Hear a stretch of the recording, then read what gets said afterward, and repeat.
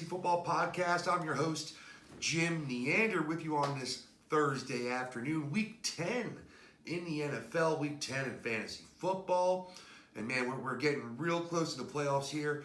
It's do or die time, y'all.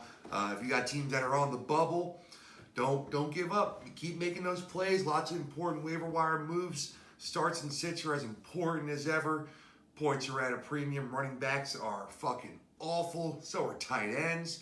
It's a quarterback and a wide receiver year for sure at this point. So that's where we're chasing points, man. That's where we're getting our points. That's what we're looking for. So we're going to roll with a lot of those players in our flexes. I'm looking at a lot of wide receivers in flex over running backs this week. That's just the way I'm looking at it, man. So, all right. So on the docket today, we're going to go through the first 8 games of the week. Just talk about everybody that's fantasy relevant. Give you our idea of whether or not I would start them or sit them, what I'm looking, for as their expectation for their floor and their ceiling. Just giving you the quick lowdown, not a lot of extra filler and bullshit. Just trying to give you the info that you need to get your best lineup out there this week. And then tomorrow we'll go over the other 6 games for the weekend, and we'll give you our starts of the week. So new segment for tomorrow. Of course, we do all of our starts and sits, but try to highlight those top 5 starts of the week tomorrow. So get ready for that now. So today, as I mentioned, we've got 8 games to talk about today. Of course, being Thursday afternoon, we're going to start with Thursday Night Football, and that's the Indianapolis Colts traveling to Tennessee to take on the Titans. Now, really great game for football purposes, right? You're a football fan. You love this game. This is an even line game. Expected to be very, very competitive against 2 very competitive teams. Divisional matchup, 5-3 Colts, 6-2 Titans, over under 48.5. So that being said, expectations for fantasy have to be just a little bit, hampered here. Both these teams are, strong defensively. You get that feeling of this, kind of match of wills in this game. So, I'm a little bit off on some of these guys. All right, so let's break the game down a little bit here. Now, Phillip Rivers, a really nice game last week. I think that he, exceeded almost everyone's expectations last week. I'm still going to be off of Phillip Rivers this week. I mean, it looks like I think T.Y. Hilton is going to be good to go. I don't see him on the injury report here. Originally, I thought that he was going to be, out for this game. Kind of looked like that. Now, I guess maybe he's going to be in. I don't know. But it doesn't really change my outlook on Phillip Rivers for this week. I'm going to hold off on that. So, bigger question on the week is, of course, the Indianapolis backfield.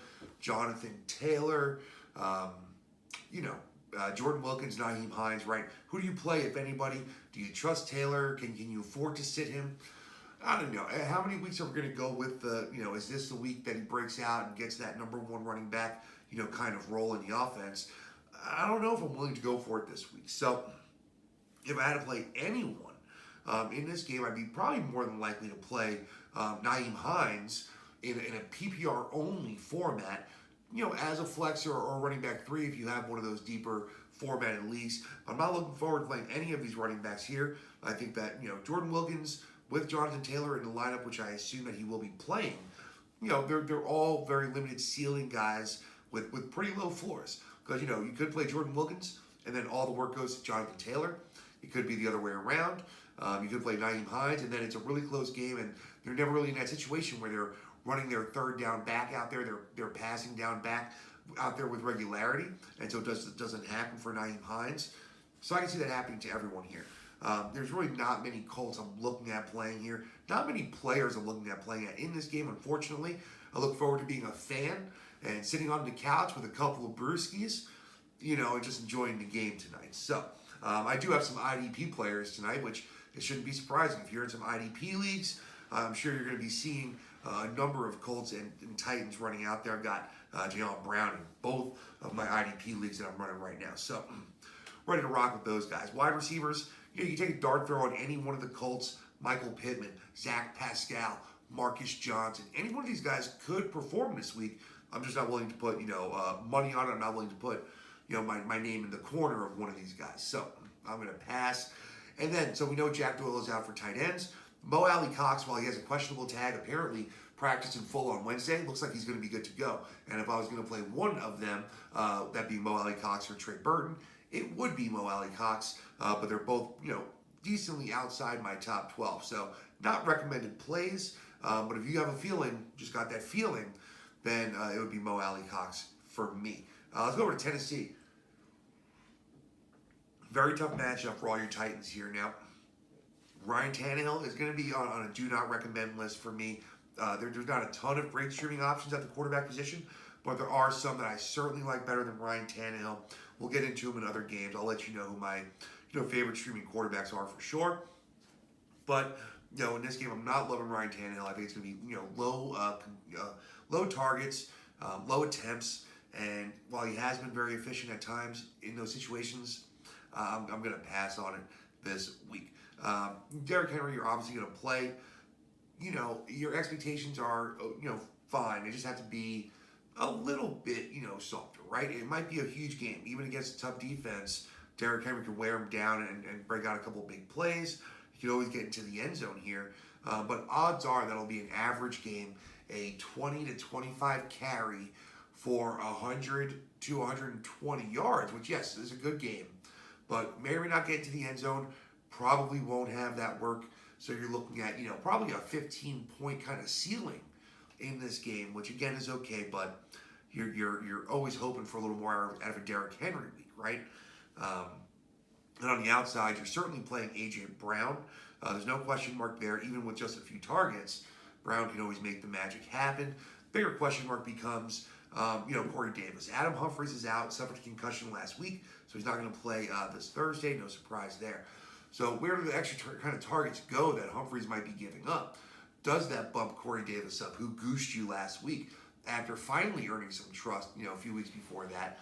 And then you also have Jonnu Smith, who's been much less involved in the offense as of late. And, his owners are really hoping for a big week from him. I'm not. One of my really must-win leagues, I'm playing against Jonnu Smith this week. So while I do think he could have an okay week, I also think he's a kind of lower ceiling option, even with Adam Humphries out.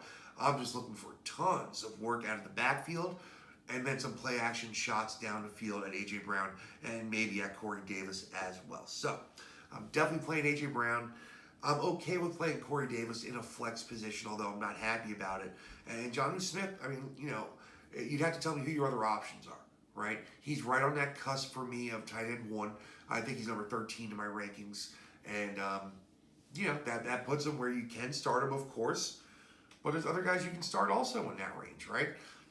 So, if you send me any questions about who to start, I'm always glad to try to answer them for you, give you an idea of who I would prefer. And, we can go from there, right?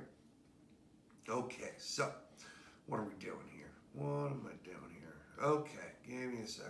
Hey, guys are pretty good. They talk while they're probably moving around like 8 different screens. It takes me just a minute longer than that, just a little too burnt out to make it happen all that fast. All right, that's Thursday night. Let's move to our Sunday games. First of all, bravo NFL. Obviously, NFL executives are listening to this show on a weekly basis and know that I've been complaining about the amount of 1 o'clock games compared to 4 o'clock games. And we have, I believe, this week, only 5 1 o'clock games and then 6 4 o'clock games. That is awesome. That really is awesome. You really should give much more attention to more games. Of course, depending on your buzz level, by the time 4 o'clock games come on, you could be missing a whole lot of football when 6 games come on at 4 o'clock if you're already, well in and you started tailgating, before noon there. So that could happen. We'll see. Whatever your Sunday's like, we'll make like a Bob Ross thing, right? You put these trees wherever you want, whatever kind of Sunday you want to have. So, all right. I digress. Let's move to Sunday. Houston Texans traveling to Cleveland to take on the Browns. Pretty interesting game here. I think we're looking for some fantasy points in this game for sure. Deshaun Watson absolutely in your lineup and certainly expected to have a solid game. Weather looks good here, not an issue as it was our last game in Cleveland. And I think you're going to be fine here. Houston, passes for 297 yards a game.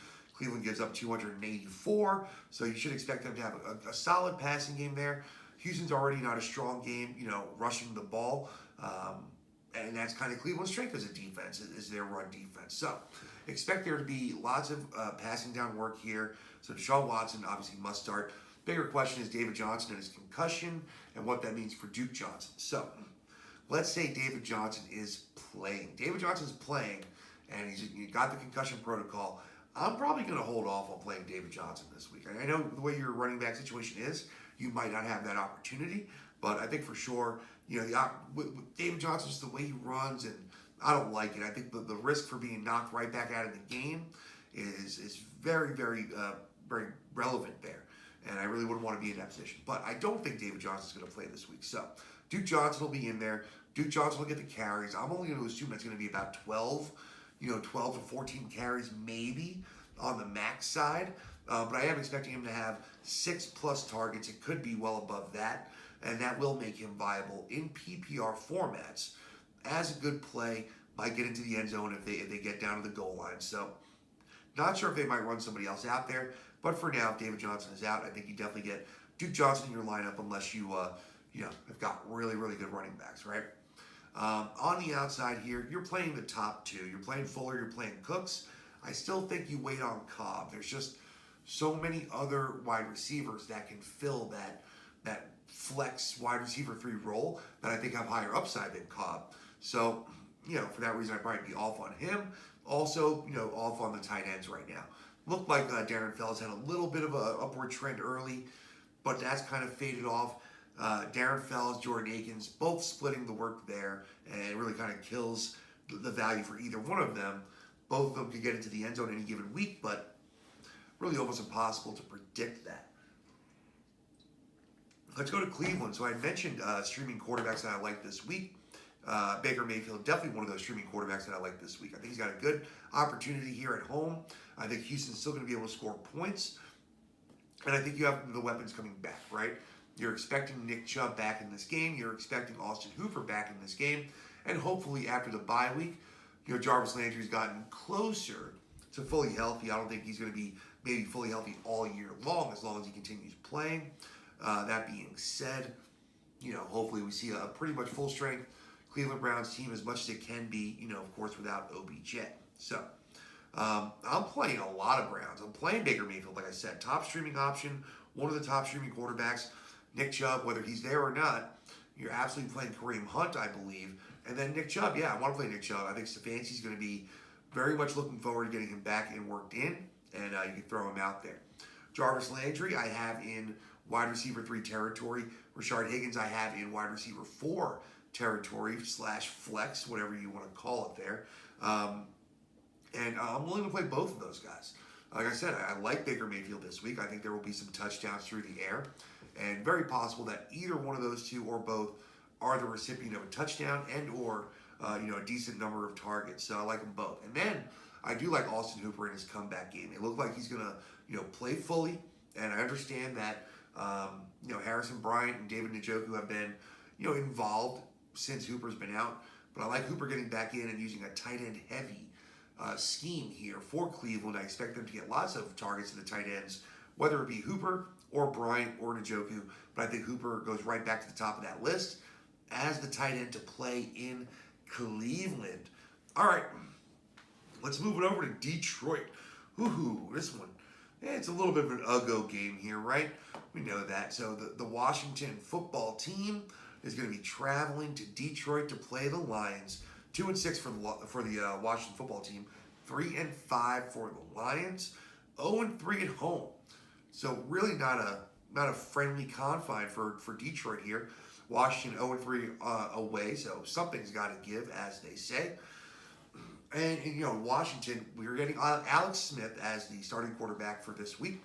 So, last week I know you guys got thrown in there, but there were tons of dump off passes. So we're looking at that as a possible factor in this game. I'm definitely not looking at playing Alex Smith, even though it's against Detroit.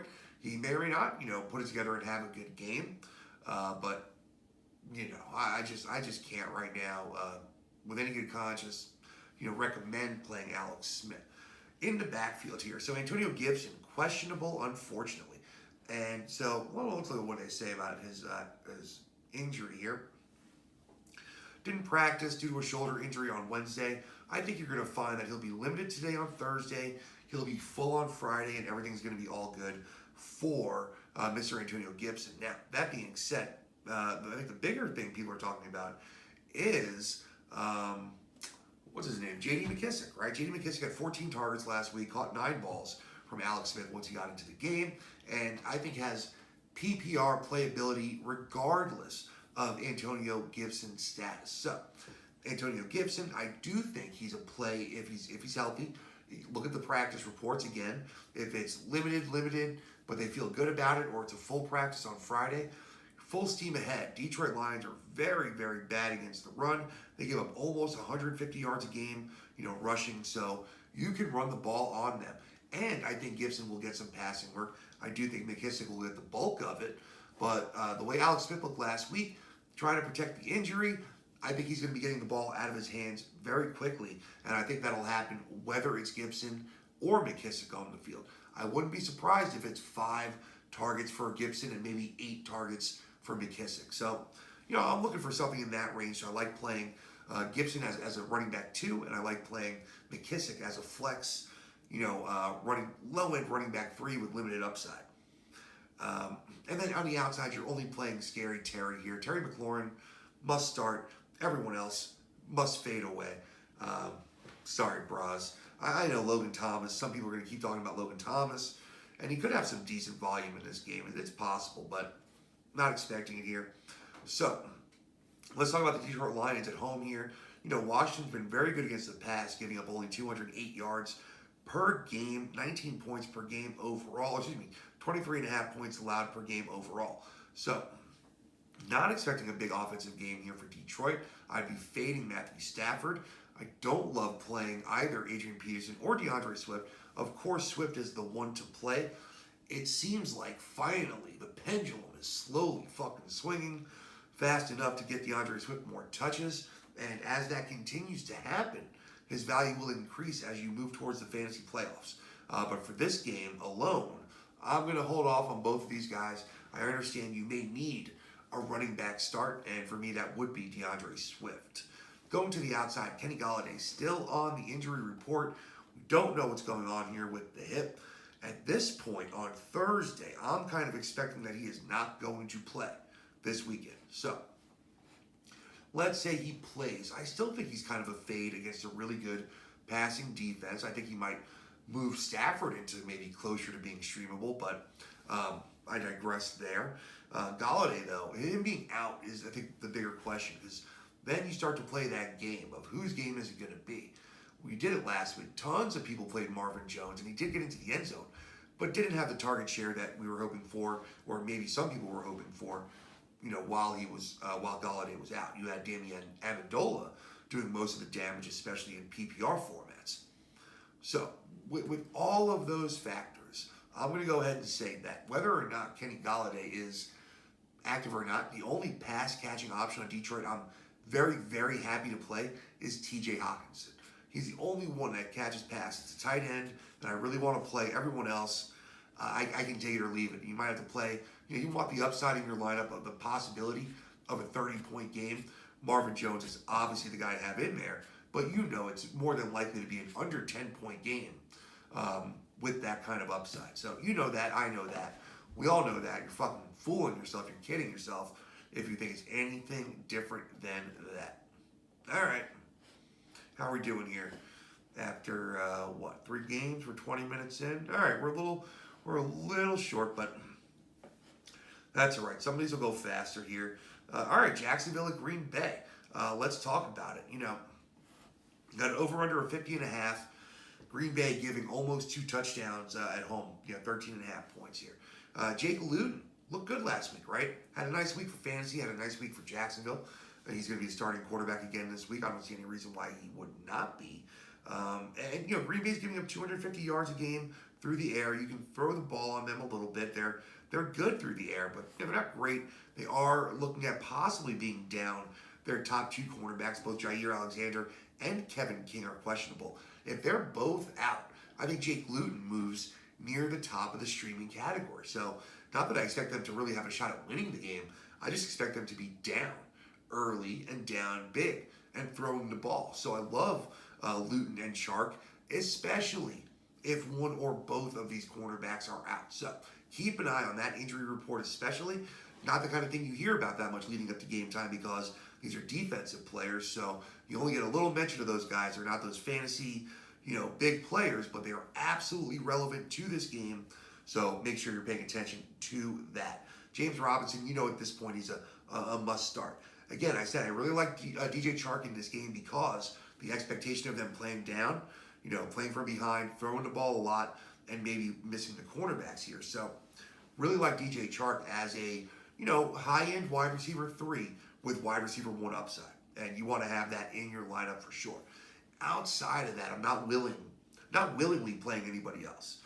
I think we saw that Chris Conley seemed to be the preferred target after DJ Chark for Jake Luton, as opposed to Keelan Cole, and we didn't really get to see much of Laviska Shenault with the injury. So, Tyler Eifert actually had a pretty decent game last week, but I'm going to go ahead and stay off of him as well in this game. So I think you play James Robinson, you play DJ Chark, and you can, on a lark, play Jake Luton. Look at the injury report, see if the cornerbacks are out.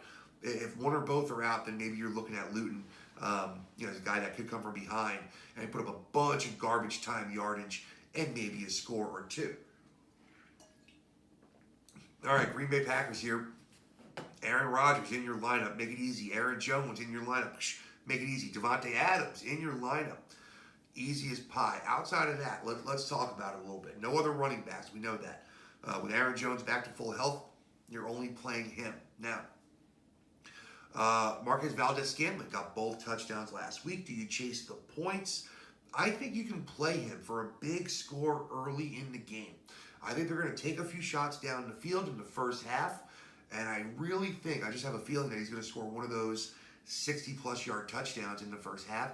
I don't expect him to have a monstrous game outside of that, but I do expect him to be 15 points plus in PPR. I think he's better in standard, but I think he's playable in both with good upside. So there you go. And then Robert Tonyan. He's also a little bit more difficult. He's got some question marks attached. Once Devontae Adams has been in there, it has been a little bit tough. But when you consider a week where you don't have Hayden Hurst, you don't have Travis Kelce, you don't have Dalton Schultz, right? So you're missing, some real, tight end assets. I do think that Robert Tonyan sneaks right onto that tight end 1 border, tight end 1 being, top 12. And he's number 12 in my rankings here right now. So I have to recommend that you play him unless you have one of my top 11 tight ends, which you might, right? Tonyan wasn't drafted. Tonyan was a guy that you grafted. That's pretty fucking good. You grabbed and you drafted him. Tonyan's a guy that you grabbed after week 2 or 3 and probably been holding on to. So you get that extra work out of him if you want to. All right, here. Let's go. We're halfway through. We can make up the time, right? What do we got? Oh, yeah, we're good. All right, Philadelphia Eagles traveling to New York. Actually, traveling to Jersey. I always say that. People fucking hate it. I don't care. I'm a Buffalo fan, even though I'm from Brooklyn.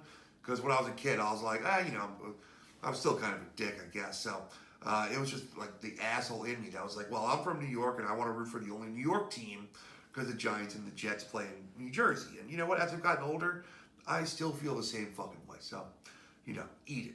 All right. Low over-under here. Philly traveling to New Jersey to play the Giants. Over-under of 44. Philly given 3.5 points. Hoping to get some weapons back here. So, Carson Wentz, absolutely. At this point, I don't know that he's streamable in the sense of his ownership level, but I do think you want to play him. If he's like, you have 2 quarterbacks and you're on the fence, maybe you picked up someone like a Joe Burrow, right? Or, you have a Derek, or you have one of those secondary options. I really like Carson Wentz this week. He's been getting his shit together. I've said it a couple times. He really is making lemonade out of, some shitty fucking turd lemons. And looking pretty good and getting some weapons back. So you expect Lane Johnson to be back on the offensive line and protect him. You expect Miles Sanders to be back in the backfield to help protect the passing game, as it were. We're expecting Jalen Reagor back and very possibly Alshon Jeffrey and then Dallas Goedert. So look, that is a ton of shit added in, right? That's a lot of things going on here. Let's bring it down, as I said. Oh, sorry. As I said, I definitely think you want to play Carson Wentz this week. Miles Sanders, absolutely. Because that's questionable right now. He's had all this time off. I think they gave him the extra week off with the bye, even though it wasn't necessary. In order to be fully healthy, I think you're going to see a full practice today and or tomorrow. And Miles Sanders is in line for a pretty good game against, a good defense. Not a great matchup here, but, it's a good defense. But I think Miles Sanders will be very involved here. Go to the outside. You've been playing Travis Fulgham, and even with the return of these other guys, I think you still play Travis Fulgham. His ceiling is certainly capped to some extent at this point, but it's hard to say that just coming back into the lineup, that these guys like Rager and Jeffrey are just going to command that big share right off the bat. Fulgham has been extraordinarily dependable, and Carson Wentz, I don't think he's going to just go right away from that. So I think Fulgham is playable, ceiling down a little bit, but absolutely still a wide receiver 3, so he's somebody that should be in your lineup. And then, Dallas Goedert. I'm not playing Rager or Jeffrey this week. Listen, they could be good, Rager especially, but I'm going to hold off for a week and just see what happens here. But I do want to play Dallas Goedert. I think he's been waiting for one of his, real good receiving tight ends to come back. I had higher hopes for Richard Rodgers while these guys were out. It didn't really materialize, but I do think you'll see the targets back to Goddard. He was just getting warmed up last week, so I think you're going to be ready to rock with Dallas this week. Now, go over to the G-Men. With the G-Men this week, I'm very hesitant here to play Giants. I'm staying away from Daniel Jones in this matchup. I'm a little stressed out about the heat that the Philadelphia front seven can bring. And then, for the running backs, let's talk about the situations here. Devontae Freeman, he's still questionable. He's practicing in a limited fashion. He's doing, walkthroughs, whatever. We don't know if he's playing yet. I'm going to assume that he's going to be out there for limited work, and then that kills any playability for any of these guys, right? It's already a tough matchup against the Eagles, and I already don't really want to play them. The Eagles, they do give up 130 rushing yards a game, so I guess not that bad of a matchup. A little worse for quarterbacks, but if Devontae Freeman's going to give it a go, I'm probably going to hold off on Devontae Freeman and or Wayne Gallman. Now, Devontae Freeman is out, which is not what I expect at this point. Wayne Gallman is playable. I just think that the ceiling is very limited. The workload's been going down. You have Alfred Morris taking work. You have Dion Lewis taking work. And even though he's been getting to the end zone and it's been working out for you, I think the ceiling is very, very capped here. And, you want to check on the injury report if Devontae Freeman is out. You play Gallman as a guy that's going to be safe floor with touches, but I'm not thrilled about it. And then on the outside, we know Golden Tate is in the doghouse. I'm not willing to play the rookie yet here, so Sterling Shepard should be in your lineup as a very high floor, mediocre ceiling option here. But get him out there. At this point, that's really it for me. Evan Ingram is a playable tight end. The volume again. It's just you got to swallow it, right? I think he's my tight end 11 in my rankings this week. So, but he'll probably have 8+ targets, and that could very well be a top 3 tight end on the week, right? You get those targets, you catch 6 of them for 70 and a touchdown, and you're a top 3 tight end, and he has those targets every single week. It just never really happens. But the way tight ends are right now, that's still good enough to get you in there, buddy. So. You're playable, Evan Ingram, so get him in your lineups, I suppose, as a tight end. You probably don't have a better option out there. So, get him out there. Let's see. Would I play Evan Ingram over Austin Hooper? Probably. I'd probably play Evan Ingram over Austin Hooper. I'd probably play him over, Jared Cook. I'd probably play him over Rob Gronkowski. So, I guess I'm playing, Evan Ingram this week. All right. Not a great game, though. Not a great game. All right, let's see. That gives us, 5 in here, and that's, 3 more? All right.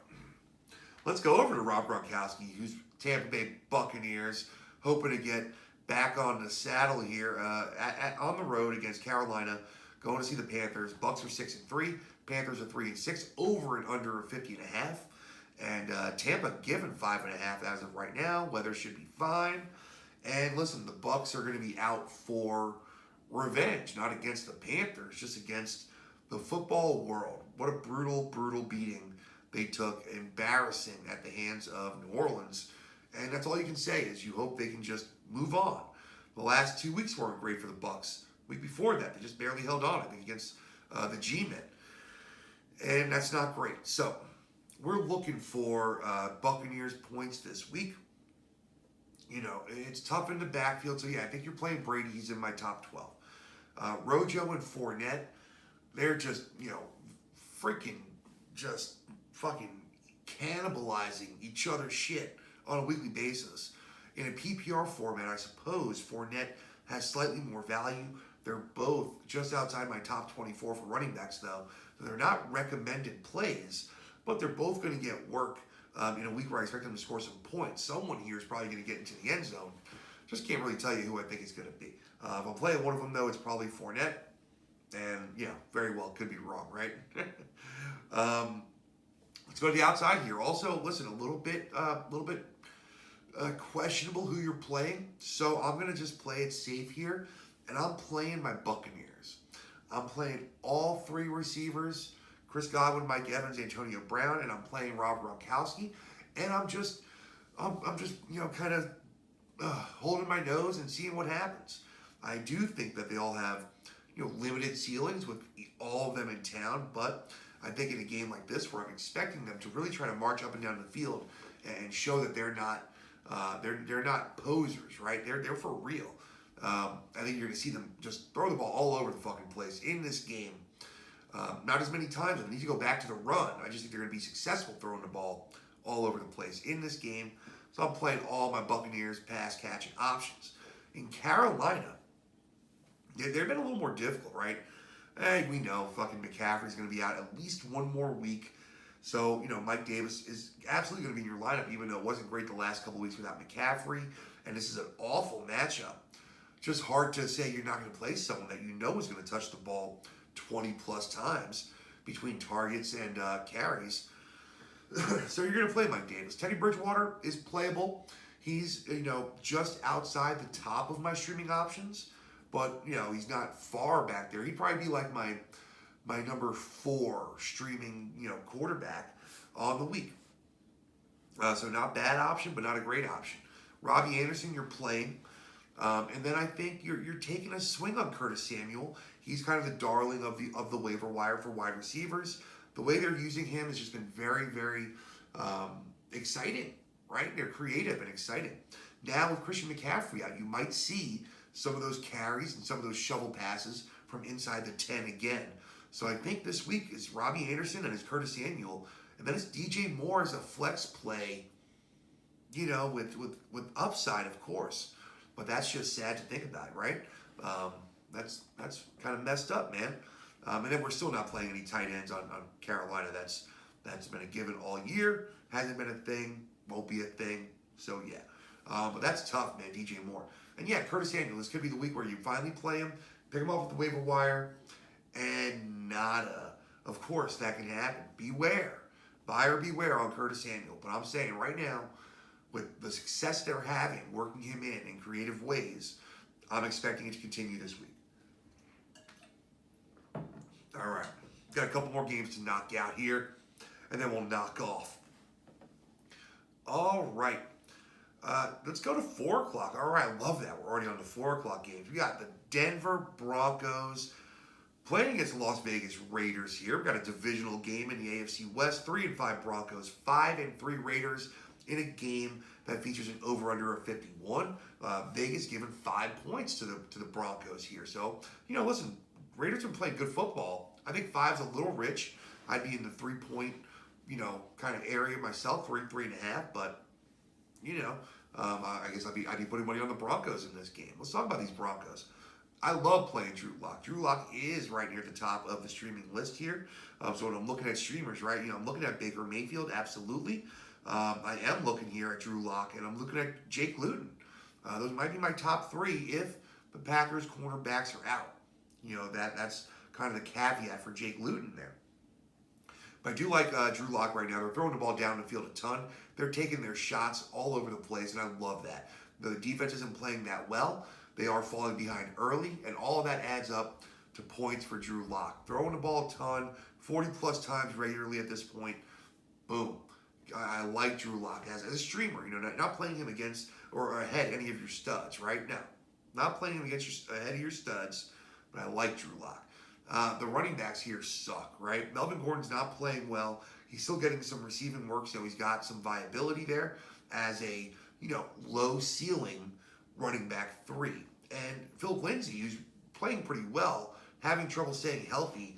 If he was getting all the work, would be a high-end running back 2 with running back 1 upside. As it stands, he's also a running back 3 with, maybe high-end running back 2 upside.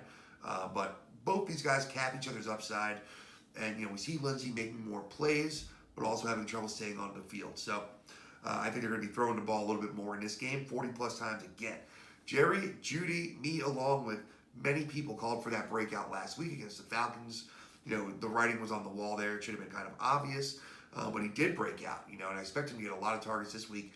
Even with Tim Patrick back and healthy, I expect it to be another heavily targeted Jerry Judy week. Definitely want him in my lineup as a high-end wide receiver 2 with wide receiver 1 upside.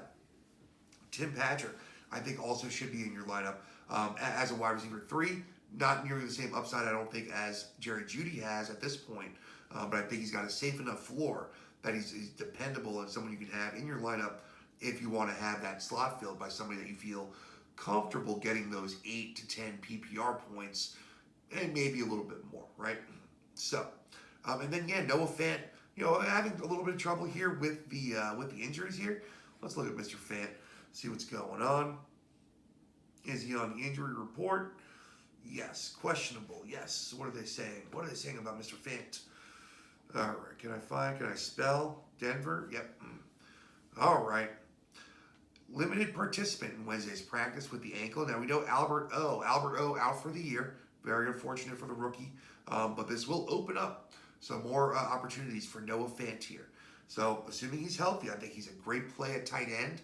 And he is in my top 10 for this week. I think he's my tight end 9, I think, on the week right now. So, yeah, I got him as someone that you definitely want to play. And then going over to Vegas.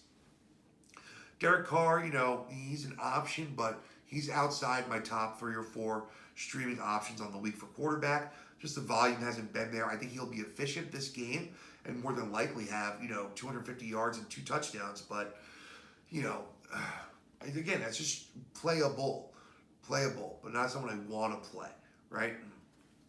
Josh Jacobs, yeah, I mean, you got to hope for something bigger in this game, right? Something more, maybe a few more receptions. You're seeing Devontae Booker, involved more than you want him to be, for sure, out of the backfield. Jalen Richard, more involved than you want him to be. They're going to get some spell work. Just about how much? And right now, it's just a little bit too much for the Jacobs owners. Now, Alec Ingold, their excellent fullback, is also questionable here. And I don't think Ingold is going to be in this game.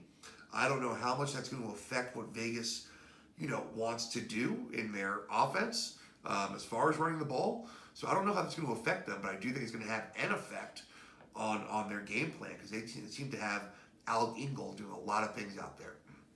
Then wide receivers, again, if I'm not really high on Derek Carr this week, I'm going to hold off on their wide receivers. If I'm playing one, it's definitely Aguilar. He's just the one that's been coming up with plays.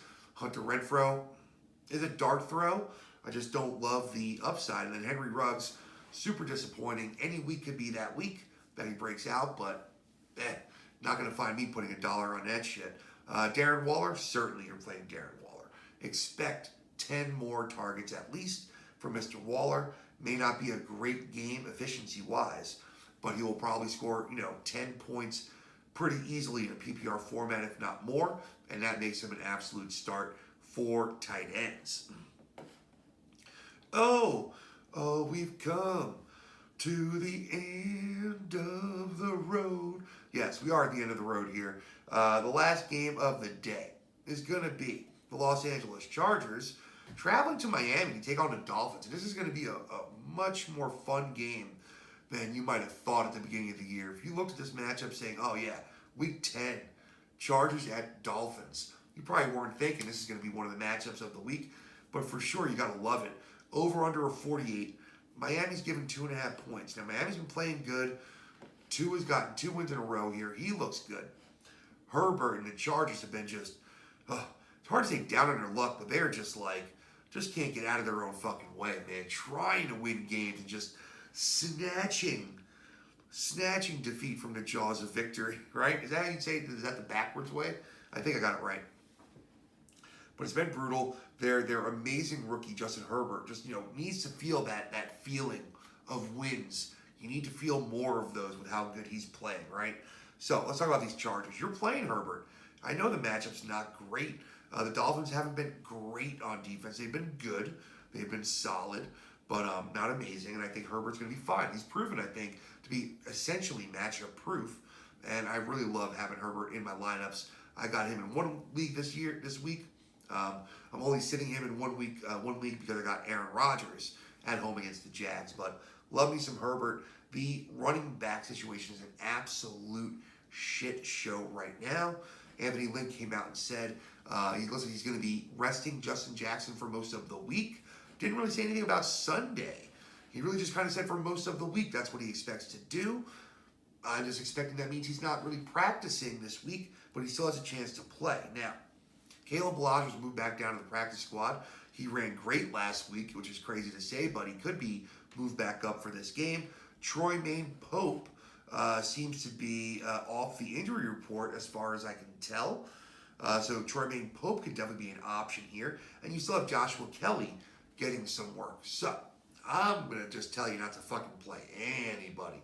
I don't know how at all how you can play anybody on this running back this team and feel confident about it. So that's unfortunate. I've got Jackson in one league.